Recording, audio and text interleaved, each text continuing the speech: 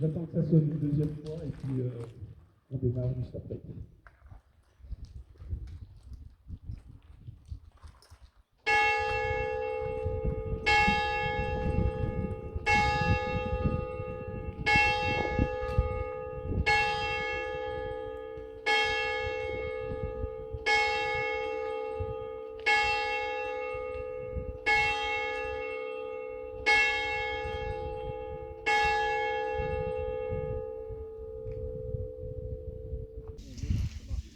Allez, bonjour à tous. Merci d'être présents avec nous ce matin.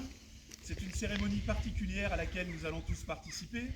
Particulière parce que nous sommes en 2024 et que cette année nous allons célébrer le 80e anniversaire du débarquement de la Normandie, le 80e anniversaire du débarquement de Provence et le 80e anniversaire de la libération de Paris.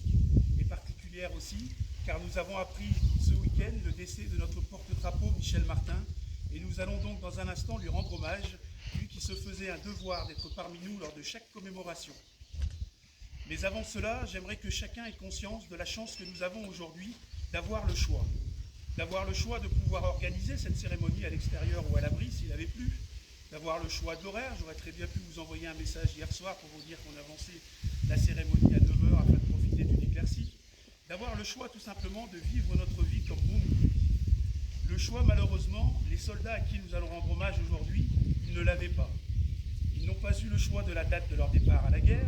S'ils devaient arriver dans leur caserne le lundi 6, ce n'était pas le mardi 7 ou le mercredi 8.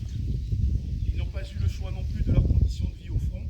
S'il pleuvait dans les tranchées, ils n'avaient d'autre choix que de se mouiller, se salir et combattre afin de libérer leur pays et, pour les plus chanceux d'entre eux, retrouver leurs amis et leurs familles. Par respect pour tous ces soldats, il est donc important que nous continuions de transmettre à la jeune génération la mémoire de ces événements historiques et tragiques. Enseigner l'histoire et transmettre la mémoire collective à des enfants n'est pas toujours évident.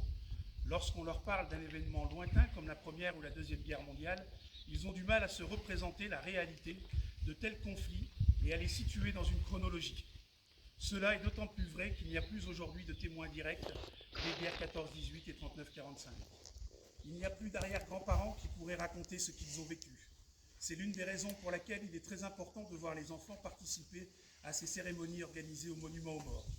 C'est une manière de rendre la réalité plus concrète. C'est l'occasion de penser à ceux qui sont morts pour notre pays et de réfléchir à ces moments cruels en se demandant ce que l'on peut faire pour préserver la paix dans laquelle nous vivons depuis près de 80 ans. La paix, c'était bien plus qu'un mot pour notre ami Michel. Et la guerre, un souvenir douloureux qu'il partageait volontiers avec toutes les personnes qui souhaitaient l'écouter. Je me souviens d'une très longue discussion que nous avions eue par le passé, alors que je n'étais pas encore maire, mais simple correspondant local de presse. Ce jour-là, nous étions à Saint-Symphorien-des-Bois pour commémorer le cessez-le-feu du 19 mars 1962, de la guerre d'Algérie et des combats en Tunisie et au Maroc. Et lors du vin d'honneur, il m'avait remercié de rendre ces cérémonies visibles dans la presse et de continuer de parler chaque année de ces atrocités vécues par n'importe quel soldat de n'importe quelle guerre. S'en est suivi un très long échange sur le devoir que nous avons tous de transmettre ces périodes dramatiques qu'ont vécu ces jeunes dès la vingtaine passée. Alors pour rappel, Michel était né le 13 juillet 1937. Il n'avait pas encore 7 ans lorsque les troupes alliées ont débarqué en Normandie et à peine plus de 22 ans quand il est parti combattre en Algérie le 10 septembre 1957. Durant 22 mois, il a combattu au front au péril de sa vie. Et n'a bénéficié que de 2 petits séjours dans notre commune, lui permettant de revoir quelques instants sa famille et ses amis. Un retour avec des oranges d'Afrique du Nord qui faisait la fierté de sa maman. Ce n'est que le 8 décembre 1959 qu'il revient définitivement à Dieu, ce qui lui permettra de passer les fêtes de Noël en famille. Depuis, il a toujours participé aux cérémonies commémoratives locales, et c'est avec beaucoup de fierté et de simplicité qu'il avait accepté de succéder à Louis Lapalus comme porte-drapeau de la commune de Dieu. Aujourd'hui, symboliquement, nous avons donc décidé de laisser ce drapeau seul et de mettre tous les drapeaux en berne en hommage à Michel, dont les obsèques seront célébrées ce vendredi à 10 h. On est donc tous réunis pour commémorer la victoire du 8 mai 1945 et se remémorer le nom des enfants du village qui ont perdu la vie durant ces combats. Moi, j'aimerais qu'on ait également une pensée pour tous les autres, pour tous ceux qui ont combattu pour notre liberté et qui sont disparus depuis.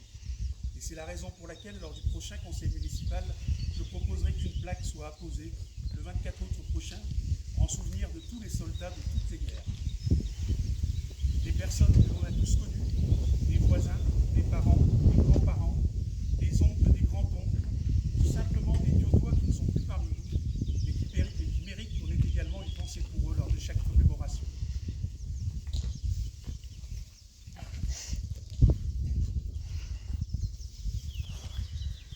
Je vais désormais passer à la lecture du message de M. Sébastien Lecornu, ministre des Armées, et de Mme Patricia Miralles, secrétaire d'État auprès du ministre des Armées, chargée des anciens combattants et de la mémoire.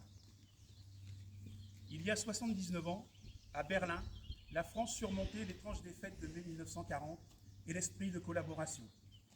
Le 8 mai 1945, l'Allemagne nazie capitulait. Le fracas des armes se taisait en Europe. Ce jour-là, il faisait chaud sur la France, comme dans le cœur des Français lorsqu'ils ont appris la nouvelle. La guerre est gagnée, voici la victoire. Ces quelques mots prononcés par la voix du général de Gaulle, qui depuis le 18 juin 1940 avait poursuivi le combat, ont résonné dans le pays et bien au-delà. La délivrance est là, et en même temps que les larmes de joie, la douleur fait briller les yeux des Françaises et des Français. Car la victoire, si heureuse soit-elle, n'efface ni la guerre qui a eu lieu, ni ses ravages, et ni ses morts. Les ruines de Rennes et de Saint-Lô, aux plages de Normandie et de Provence, d'Oradour-sur-Glane aux monuments aux morts sur lesquels on gravera bientôt des noms nouveaux. C'est dans un silence de mort que résonnent les premiers cris de la libération. Dans le silence des murs d'Isieux et de celui de toutes les maisons dont les habitants furent assassinés. Le 8 mai 1945, dans un élan collectif, chacun pleure les morts et salue ceux qui ont combattu. 79 ans après, réunis devant nos monuments aux morts, nous leur rendons un même hommage. Nous nous souvenons de ceux de 40 et de leurs efforts héroïques à Montcornet, à Saumur, à Narbonne, tout dans les Alpes. Nous nous souvenons des hommes et des femmes qui ont refusé d'abandonner la patrie à ceux qui l'avaient occupée et à ceux qui l'avaient trahi. Résistants, ils s'étaient engagés sans calcul, sans garantie, mais résolus à vivre libres ou à mourir. Nous nous souvenons des combattants des forces françaises libres venant de France, d'Afrique, des Outre-mer et d'ailleurs. Ils étaient soldats, légionnaires, aviateurs, tirailleurs, marsouins ou marins.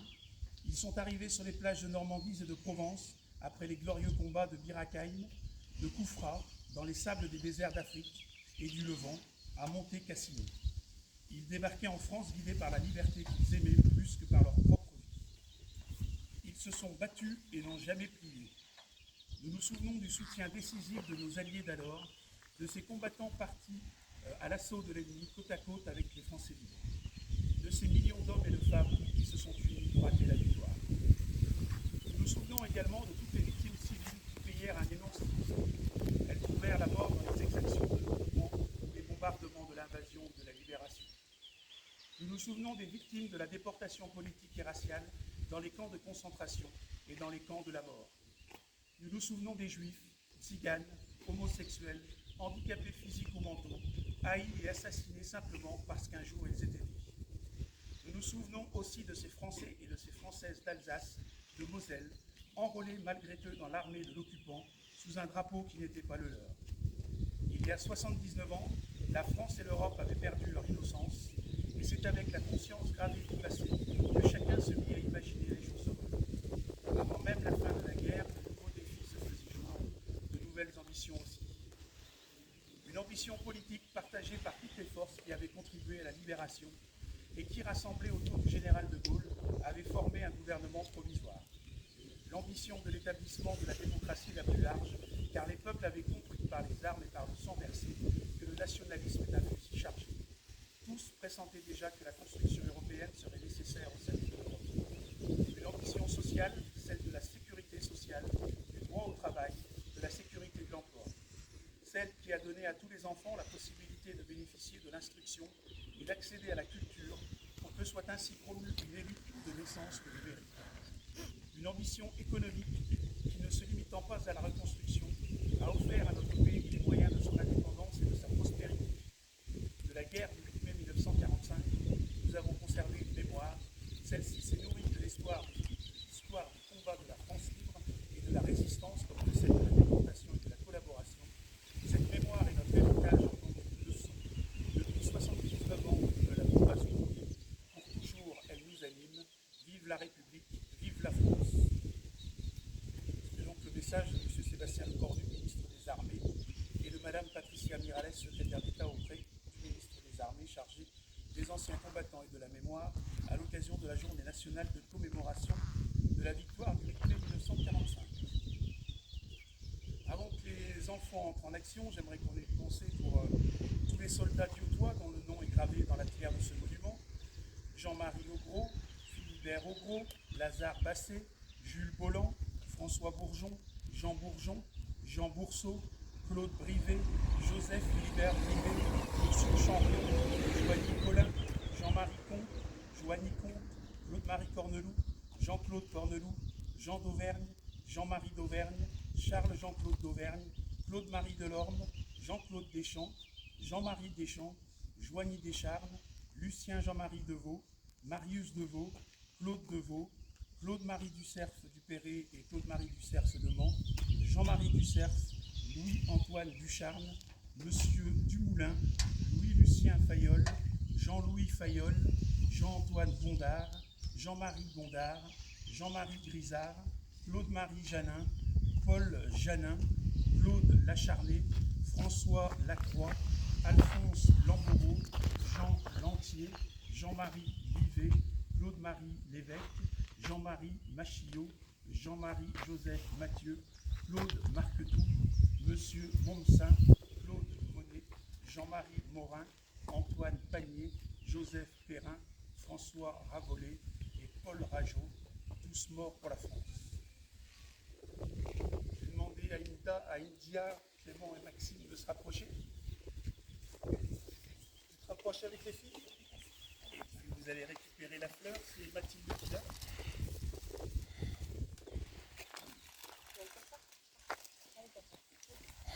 Et puis je vous laisse la poser au pied du monument. Sur les escaliers, vous la prenez tous les trois et puis voilà.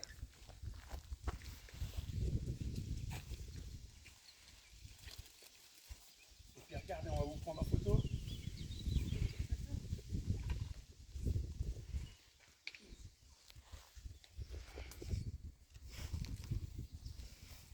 Vous revenez?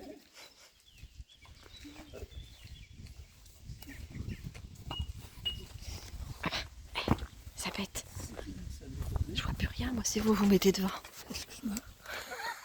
Et puis j'ai demandé donc à Loane, Augustine et Léna de se rapprocher. Viens aussi Clément. Tu veux y aller ou pas?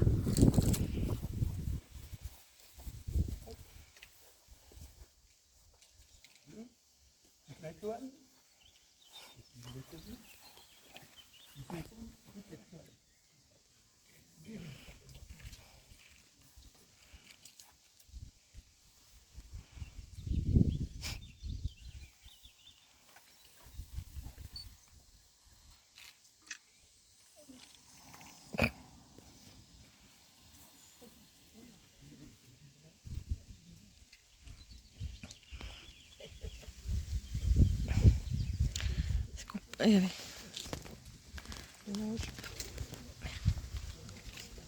C'est qui va aider là?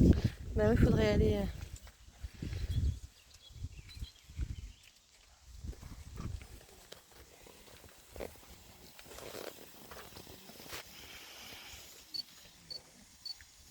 Et pendant que s'envolent dans le ciel les couleurs bleu, blanc, rouge de notre pays, je vous demanderai à tous de bien vouloir respecter une minute de silence.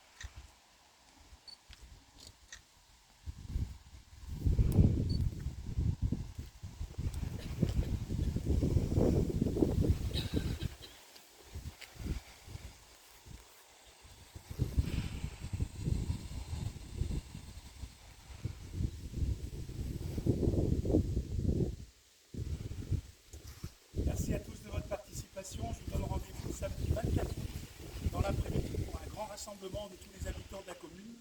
On commémorera ici devant ce monument le 80e anniversaire de l'attaque du train à Paray-le-Monial, un tragique événement durant lequel 2 enfants du village y ont perdu la vie.